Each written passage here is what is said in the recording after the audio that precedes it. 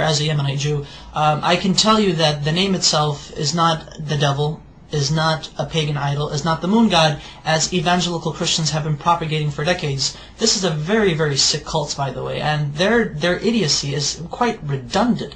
I mean, I can't even imagine if people would actually teach themselves these things and flatter themselves with these things, and at the same time claim to support Israel, when in actuality in Israel we say Allah, we say Yallah, we say these terms, these phrases are understandable to our understanding, that they are not in any way, shape, or form to what they say, to what evangelical Christians say is basically the devil. No, we understand what the name Allah means, what it signifies. Take the dictionary of the Hebrew language. I take the dictionary and I actually took the name of God, which is through etymology is the three letters Aleph, Lamed, Veh.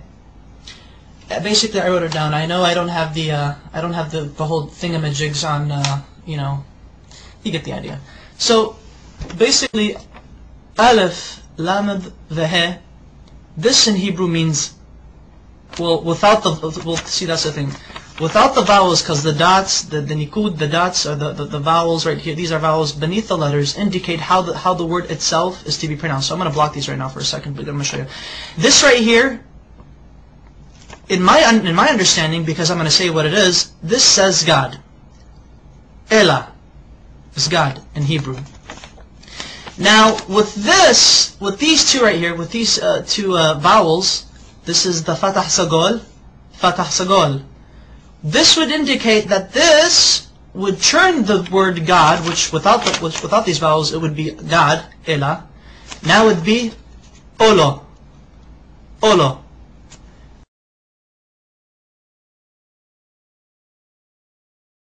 Olo means a curse, an oath, or a covenant.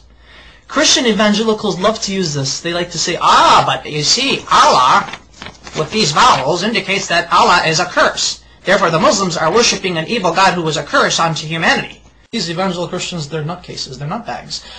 And I took it upon myself further to actually see how they got this idea that Allah, the Arabic name of God, is a curse, and more recently is the devil. I don't know how they do it, but they do it. Allah is not the devil. God forbid. May God even forgive me for saying such horrible things. But here's the Hebrew version of the Arabic name Allah once it is written in Hebrew. The Arabic name Allah has 4 consonants because Hebrew is like Arabic. It's almost similar. Same alphabet, same thing, just different script. This is the Arabic name of God.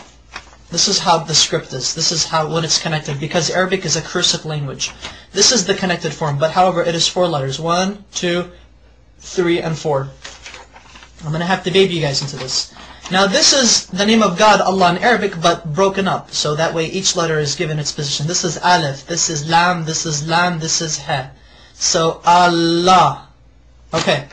Now this right here, Allah in the Arabic script, this is how it would become rendered in the Hebrew rendition.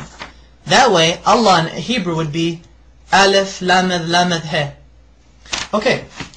Now, how do we get this, which this right here is, this basically means curse. And the only reason why this means this curse, because of these 2 vowels.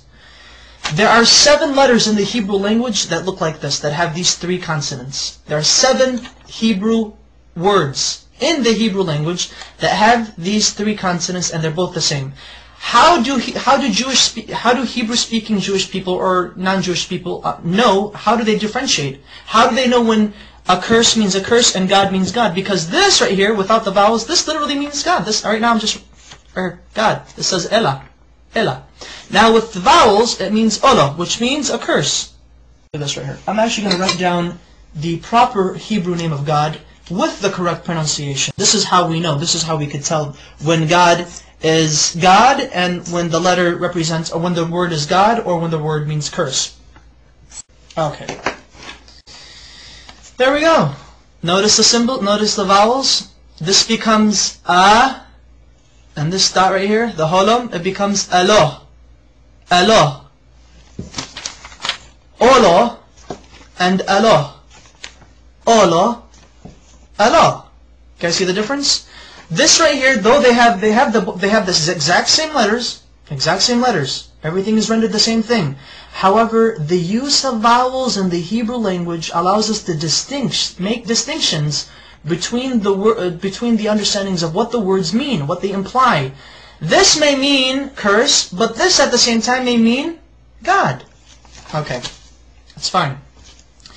In Arabic, God can also be written without using two L's. So it could actually be Alif, Lam, the He.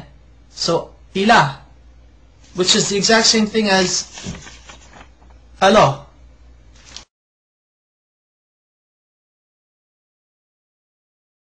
Their understanding of how they approach God is exquisitely the same.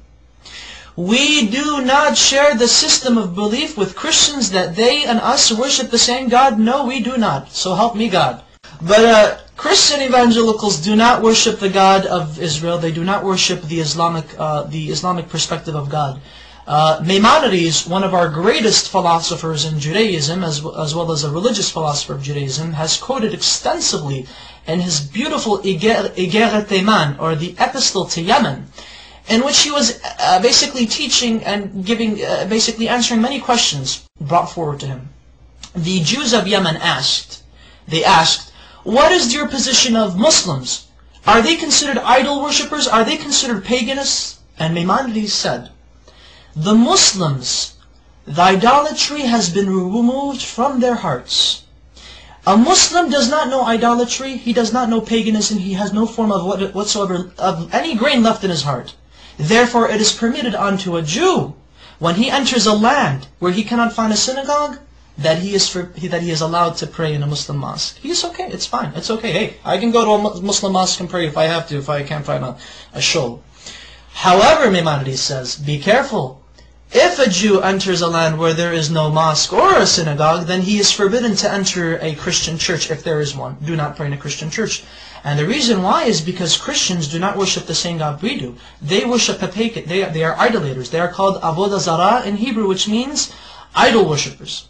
So exquisitely said, so wonderfully stated. Oh my goodness! And you know, it's quite interesting that unfortunately there should be more Jews actually stating the facts as it is. That you know, Muslims and Jews and Muslims, we both worship the same God.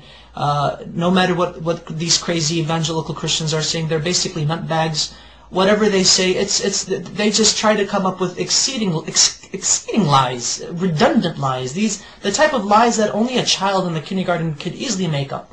And emphasize that Arab Christians, and you know, this is what's also funny, and thankfully I remember this, because this is what I really wanted to say, and get a load of this, Christian evangelics. I should refer to you guys as evangelics. There are actually 20 million Arab Christians in the Middle East today, as well as the United States, as well as around the world. And Arab Christians and their religious services, and their Sunday services, and Mass, or whatever God frickin' services they have, Arab Christians refer in the Arabic Bible, the Arabic translation of the Bible, they say Allah in reference to God. Now, I would like to ask these evangelicals, what say ye of these people who claim to believe in your Jesus? What say ye to them? Now, are you going to go chase them and say, oh, you're worshiping the devil. The devil is Allah. Just to let you know that classical Arabic is very close to classical Hebrew, biblical Hebrew, as well as classical Aramaic. They all tend to agree, they all agree in unison that Allah, Hashem, Allah are, through etymology, which is the study of the root of words, have come to a unanimous agreement that Allah is the perfect Arabic name of God, that it cannot be made into a male. Through its perfection, it cannot be made into a male gender nor a female gender. Rather, it is a neutral personification, not personification, but rather a neutral attribute to God. Such wonderful history.